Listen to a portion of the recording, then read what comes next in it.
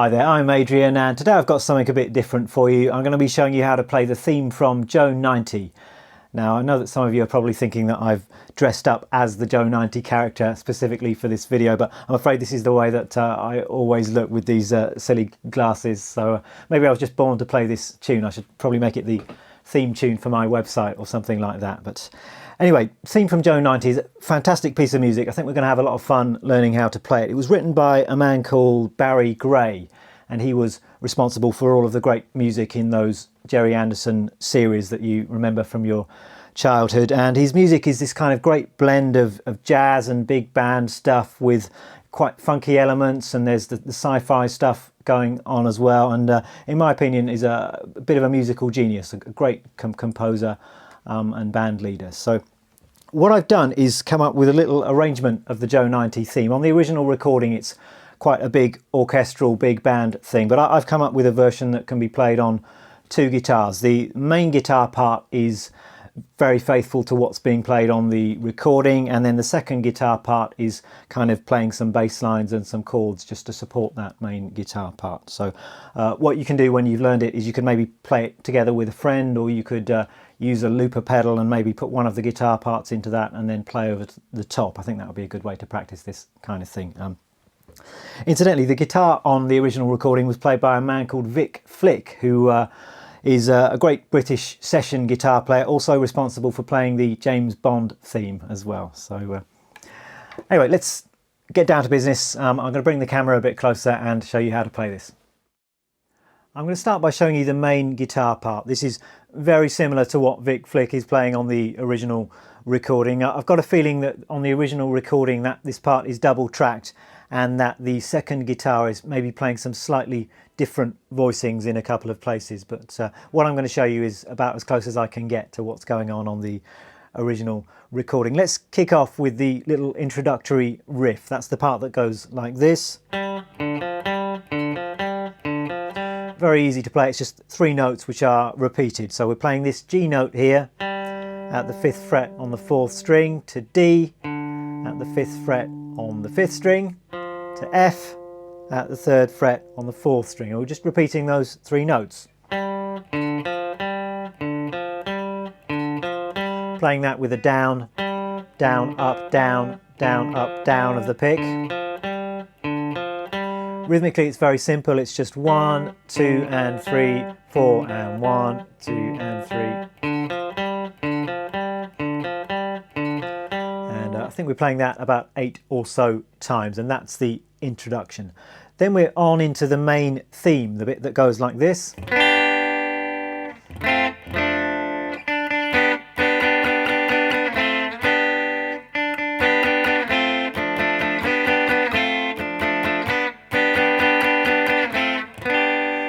What a fantastic guitar part that is, and quite easy to play. I suppose what's going on is we've got a melody line on the top that goes like this. And we're just harmonizing that with some little 3-note triad chord shapes. So we're starting off with this G major triad. I'm just playing the 3rd fret, barring with my index finger at the 3rd fret on the top 2 strings. My second finger is playing the 4th fret on the 3rd string. So G major triad, moving that 2 frets lower.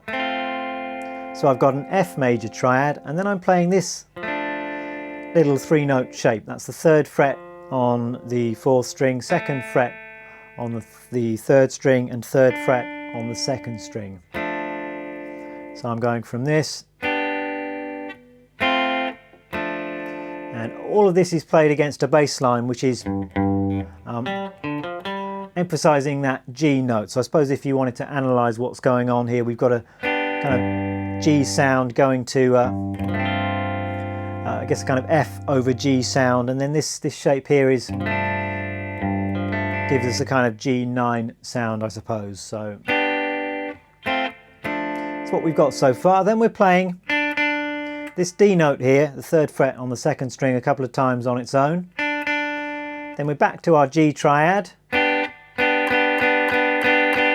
Play that several times, not sure how many times that is. It's 1, 2, and 3, and 4, and I guess 7 times. The rhythm is 1, 2, and 3, and 4, and go down to F, and back up to G again. So we have this so far.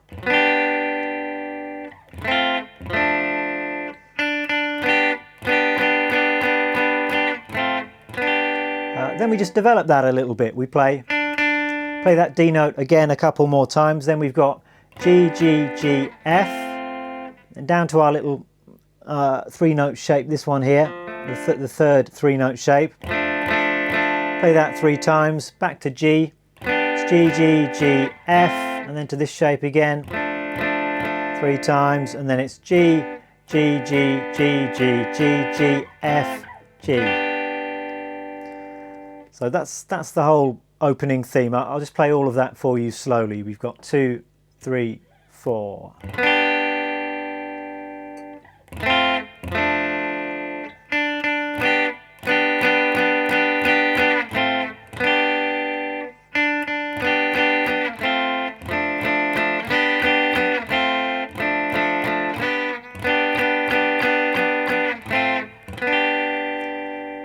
Then it continues like this. We've got a little key change, so we're playing exactly the same part that I just taught to you, but we're shifting it all up here. It's starting in the 8th position. I guess we're in the key of C here, so we're starting with this C triad, and everything else is exactly the same, so I don't need to take you through all of the fret numbers and chord shapes. We're just going from C down 2 frets,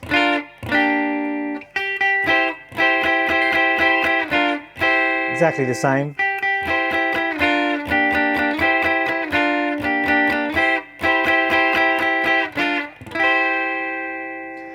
Then we're on into this great twangy part that goes like this.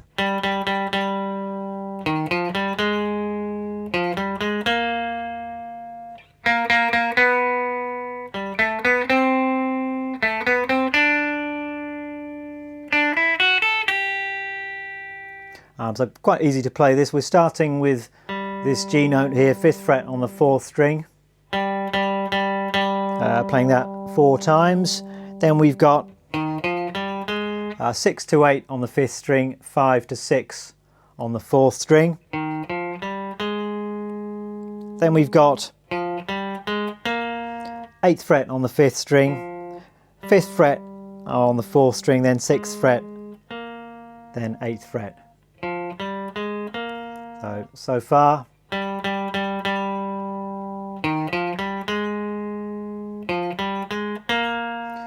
Rhythmically, I think we're coming in on the upbeat of 3, so it's 1 and 2 and 3 and 4 and 1 and 2 and 3 and 4 and 1 and 2 and 3 and 4 and 1. So we've got that little and 4 and 1 rhythmic pattern repeated there. Continuing, I'm changing position here because I want to end up back here to play the main theme again. So I've decided to finger this in this area of the neck. You could kind of continue in this area of the neck if you wanted to, but this seems like a logical way to do it for me. So I'm playing the 3rd fret on the 3rd string 3 times, then the 4th fret, then 5th fret on the 4th string, and then 2, 4, 5 on the 3rd string, and then 2, 4, 5 on the 3rd string again, and 3rd fret on the 2nd string. And then just to finish off this section, we've got, it's 3 to 5 on the 2nd string, and then 2, 5, 3 on the top string.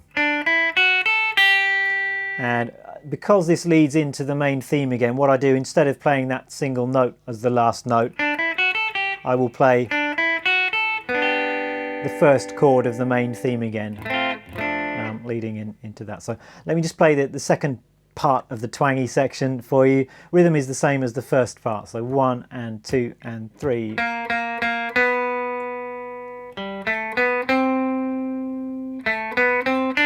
2, 3, 4, 1, 2. So that's the twangy section. I think I'm probably playing it all with downstrokes there. I'm just digging in for maximum twanginess, I think. So 2,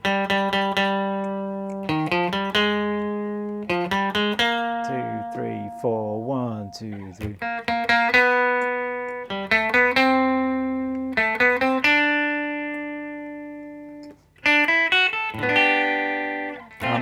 Then, as I say, we're back into the main theme, and really that's about it for this tune. We play the main theme again, we play it in G, then again in C. On the original recording, it then goes into this kind of nice bombastic middle section, which is all kind of trumpets and big band and all kinds of stuff going on. So for my arrangement, I've kind of skipped over that section and just gone straight to a little ending, which I will show you now. And all that's happening really is we're just playing the main theme, but again we're playing it in some different keys. So to start with, I'm doing this,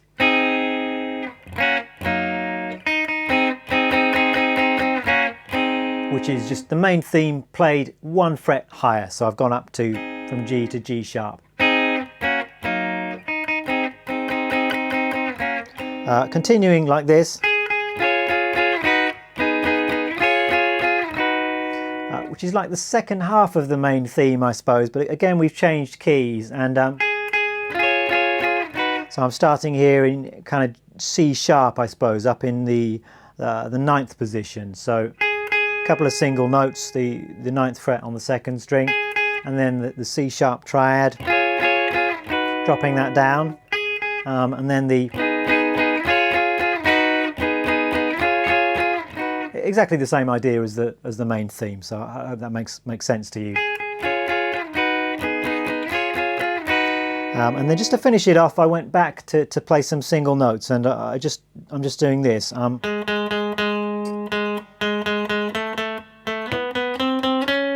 just single notes all on the D string. I'm playing the 6th fret. Not sure how many times that is, but the rhythm is 1, 2, 3 and 4 and 1 and 2 and 3 and 4, and 7th fret twice, one more time, and then 9th fret twice, 10th fret twice, ending on the 11th fret on the 4th string.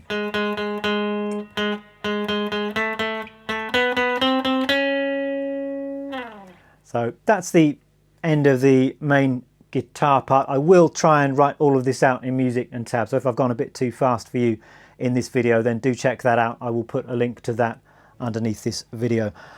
Let me just quickly then show you the second guitar part and take you through that. As I say, this isn't really what's played on the recording, but I just thought it kind of complemented the main guitar part quite nicely, and it will enable you to do a little kind of duet with the two guitar parts if you want to. So all I was doing was really playing a bass line at the start. So I was started off exactly the same way as the main guitar part, with that little G, D, F part. That continued underneath the main theme, and And I just varied that slightly to complement the main theme. So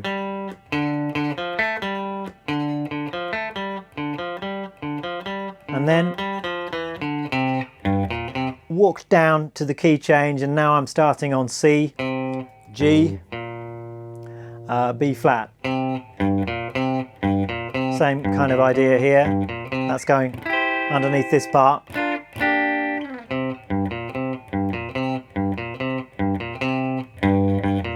Rhythm just varies to fit the main part.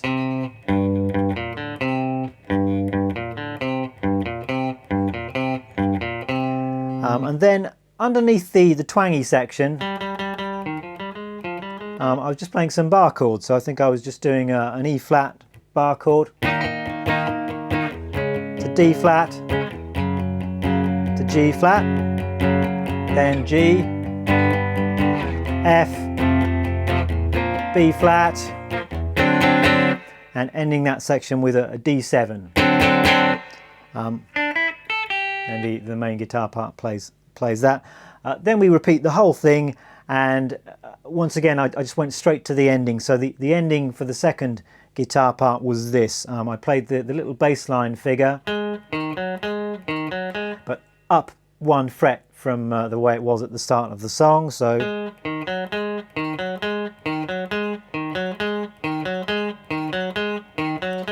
and then I just finished with some more bar chords. So I was playing D,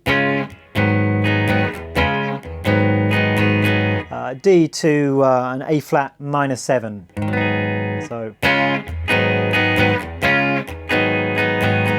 and then finally I was going to E, D, G, G sharp, ending on C sharp or D flat, whichever you prefer. So